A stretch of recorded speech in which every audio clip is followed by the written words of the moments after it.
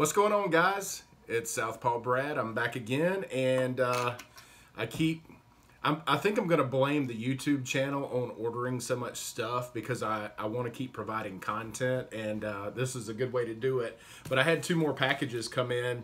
I wanted to share these with you and just kind of show you what I'm buying. Most of this stuff is, you know, like some back issue stuff. Got the trusty X-Acto knife here. And let's jump in here and see what we got.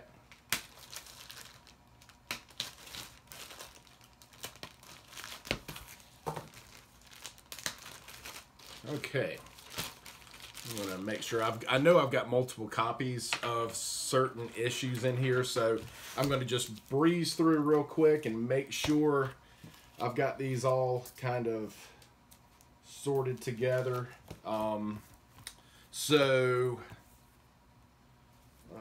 Okay. Yeah, I definitely have multiple copies of these books in here. That's all right.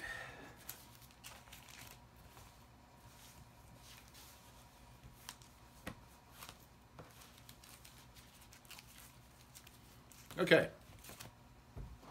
Easy enough.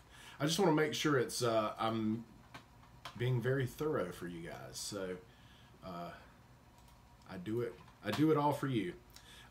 This is, I'm going to kick things off. Usually what I like to buy cheap spec books, and I'm also doing like Dr. Doom covers and stuff like that. So this particular issue, kick this off. This is Punisher Max #5, first cameo appearance of Bullseye, and this is Shelton Pendergrass Bullseye.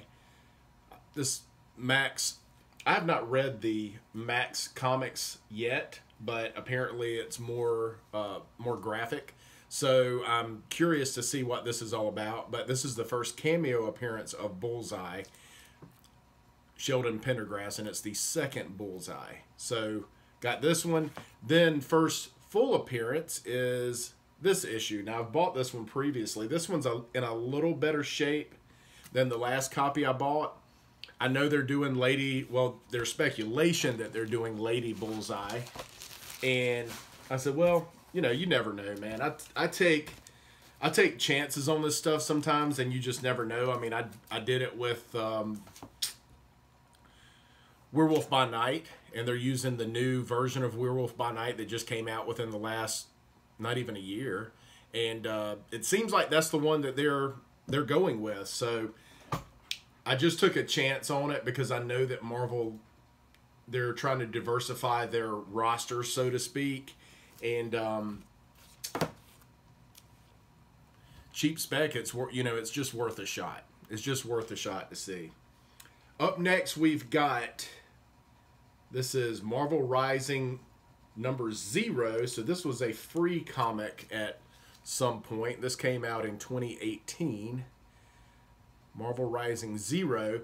First appearance of Ember Quaid, who becomes Emulator. This is also the first meeting of Squirrel Girl and Kamala Khan. So Squirrel Girl and Ms. Marvel first meet in this issue. I also want to get #1 because that's when Ember Quaid becomes Emulator. And you just don't know. There's so much up in the air with what Marvel is going to do and what they want to do that I think when you can get some of these cheap spec books just to be on the right side of these decisions, I think it's a great idea. So up next, we've got all new, all different Avengers #3. This is from 2016, and this features a new roster: Ms. Marvel, Khan, Spider-Man, Miles Morales, Jane Foster, Thor, Sam Wilson, Captain America, Sam Alexander, Nova, Vision, and Iron Man. So very unique roster there. A little youth movement, and this particular issue. So I have several #1s, and that #1 also has it's a Kang variant. Is first appearance of Kang variant in issue number 1. This is the first official team appearance of this version of the Avengers, so I picked up 2 of those, got those for fairly cheap, and that was one. I wanted to get a couple of copies of this, not to mention, you know how much I like Alex Ross, and his stuff is just incredible. I'm in awe I never get tired of seeing his stuff. I'm in awe of it every single time. So up next, this one, while not in spectacular shape, and I knew that going in, I knew this was in good condition. The corners look really good. The spine's got some stuff, but this is Daredevil, The Man Without Fear, number 150. First appearance of the Paladin. Here we have in Greenville, South Carolina, in the upstate, we have the Furman Paladins. So I'm going to go with Paladin as my pronunciation. But really neat book, and some speculation from Mikey Sutton and Lords of the Long Box. I seem like I shout them out every episode, but some speculation from them that he'll show up in Echo and be involved there on some level. And it's a really reasonably priced first appearance in an older book. So this one came out in '78. So it was nice to pick that up for a decent price, even though it's not in the best of shape. Up next, I've mentioned this one before, and I keep picking this one up whenever I see it. This is Howling Commandos of S.H.I.E.L.D. number 1. You've got some really cool characters in here, and they're kind of the supernatural version of, well, this I'll share this in conjunction with another book. So the other one I got, this is a slightly thicker book. Interesting. I got S.H.I.E.L.D. number 9. And this is first cover appearance of the Howling Commandos 2, aka Stake. Stake it's a division of S.H.I.E.L.D. Just like you've got S.H.I.E.L.D., you've got this is more of like a supernatural version. You've got Sword, you've got S.H.I.E.L.D., you've got Stake. And there are actually some others too out there. And you just never know what they might come up with. But the Howling Commandos of S.H.I.E.L.D. are also known as Stake, Special Threat Assessment for Known Extra-Normalities. It's Dum Dum Dugan. It's Warwolf. It is Hit Monkey. You've heard that name. If you follow comics, you've heard that name pop up here recently. Super hot comic. Jasper Stillwell, Vampire by Night, Manphibian, Nina Price, Orgo, and Teen Abomination. First appearance of those guys. Well, those guys in their own book is this book, Howling Commandos of S.H.I.E.L.D. number 1. Now, what's different in this book than the other, because I just thought I wanted to get this one because I like this book. I like this. And with this being the first appearance of that team, I just want to piece it all together. I was away from comics for about 20 years. I have collected all my life. Maybe not 20 years, but for the last 20 years, been on and off. And I got a lot of catching up to do, folks. So that's the reason. I just want to be thorough. I like this book. This is first appearance of Glyph. Mikey Sutton spec there as well on Lords of the Long Box, and he mentioned that Glyph is coming to the MCU. She's going to be involved in some form or fashion, whether it be with Sword, whether it be with Midnight Suns. She's coming in some form or fashion. So I don't think she's on the cover of this one, but at any rate, it's a neat cover, and these aren't super easy to find. I don't think people were interested in this book when it came out, so you might have some luck finding these in dollar bins, you might not, but they weren't ordered heavily when they came out. And now, who knows, it could be could be a part of. I could see, I mean, it would be really cool if they did, with all this supernatural stuff they're doing, it would be really cool if they did an animated series and featured those guys. And, you know, we can hope. You don't know what Marvel's working on right now. It could be something really, really cool. And we just have no idea what they're thinking about at this point in time. So up next, I didn't see this on my.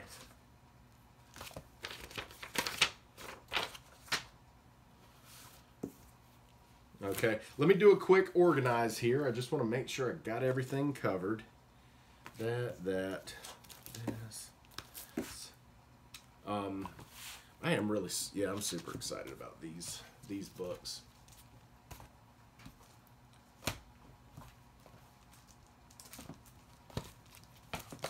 Okay.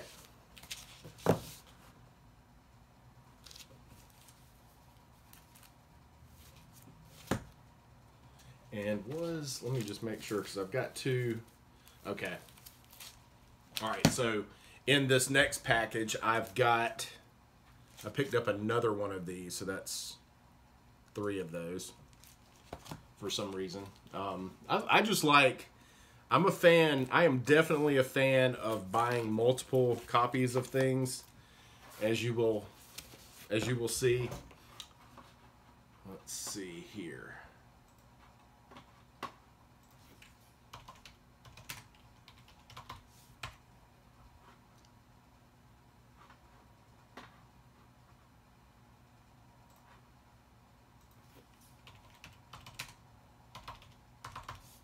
Okay. All right, first up.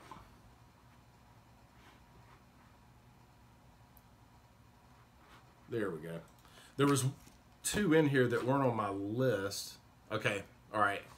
Just getting organized, folks. So up first, and I actually showed this one to you previously. This is Heroes for Hire #2. I've got 2 copies of that. I had 1 copy on my previous video. Bought a couple of those. This is first appearance of Strider, the winged steed of the Black Knight.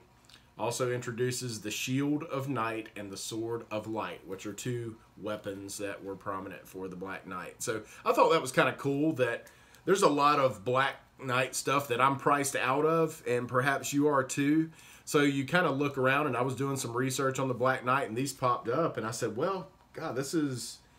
Maybe it's prominent, maybe it's not. But you know what? If it's not, I didn't pay a ton for these books. So, and it's so unsuspecting because there's nothing really Black Knight other than him being in the corner up there. It's kind of unassuming. You don't see him and the sword and the steed on the cover. So I picked that one up. Couple copies of that. Up next, I've got a little Fantastic Four run here. Some of these are books you've heard me talk about before. For example, this one. I think this marks my 4th copy of this. First team appearance of the Parliament of Doom. So we've heard of the Council of Kings. Now we've got the Parliament of Doom. And again, this is a book I was buying for relatively cheap. And let's see what goes on. I'm curious to read. I haven't read one yet, but I'm curious to read this and see what's going on. But also for speculation purposes, you know, see if there's something to this What's up with this Parliament of Doom? It sounds ominous. You know, it's tough to have one Doom in the room, much less an entire group of them. That's a handful, folks, for sure. Up next, we've got Fantastic Four 245 and first appearance of Avatar, which is Franklin Richards as an adult. I got 2 of those. This is, if you watch Newbie Comics, he's a big Fantastic Four guy, and he's been picking this book up for a while and saw it for a good price. I actually have the one that I bought right off the newsstand. I've got it over here in a box. So that run is one of the reasons why I like John. I didn't even know why I liked this run so much, but I bought this back in the day, and also this was from '82, and I also bought Alpha Flight, which is from about the same time. And you know who the artist was on both of those? John Byrne. I love the way John Byrne drew characters. It was very real.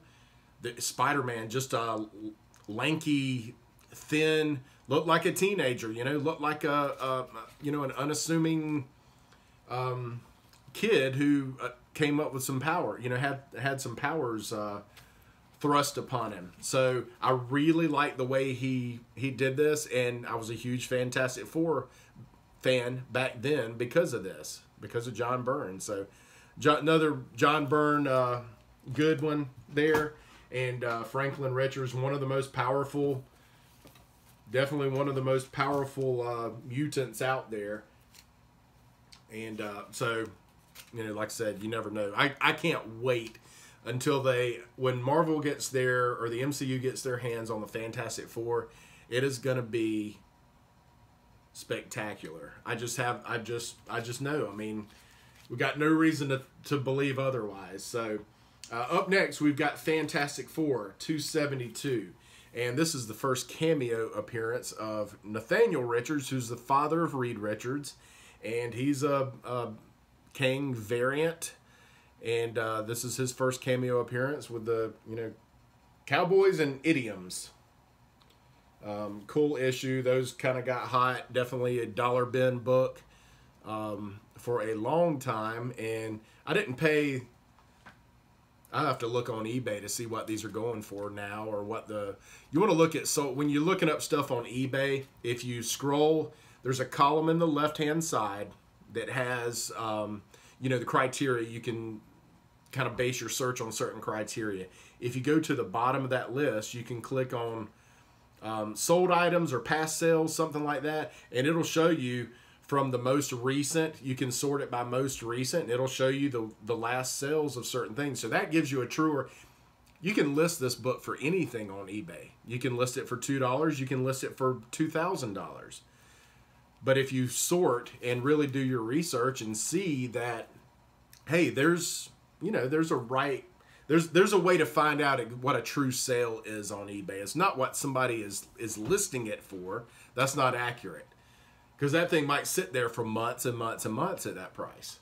So make sure you're checking past sales, true past sales on there. Up next, we got a little run of Fantastic Four here. This is Fantastic Four number 376. Cool looking cover there. And it's a newsstand. Hey, how about that? I did not know it was going to be a newsstand. This is first appearance of Psylord, Franklin Richards as an adult. You know, you don't know if Franklin Richards comes back, what name he adopts, if it's Psylord, or if it's, you know, this cat here. It could be any number of them, but, you know, when you're speculating, cover all your bases, and if you can get them for cheap, it makes it easier to cover all your bases, doesn't it? So, okay, folks, last but not least, we have got... This is one I've been wanting to get for a while. This one looks to be in pretty good shape. Still in the poly bag. This is Silver Surfer Annual number 6. First appearance of Genus Vell, the son of Captain Marvel. He's like I guess the second. He's actually, his name is Legacy. He becomes Captain Marvel in an Avengers Forever. He becomes Captain Marvel, and you just never know, man. They're doing these the Marvels movie. You never know what they're gonna pull out and use. So why not cover your bases? That book, I think, was maybe a little difficult to find for a while, and for that reason, it kind of crept up in price. I mean, I'm talking like over $20, and I've been following it and tracking it for a while. And finally found one for less than $10, I think, maybe $8, and just had to jump on it. That's one I'd like to get a couple of copies of if I can get it for that price. I'd definitely like to get a couple of copies of that. So, kind of impromptu video there, folks. I appreciate you checking it out. And as always, click the like button, click the subscribe button. Thanks a lot. Have a fantastic day, and I'll see you next time.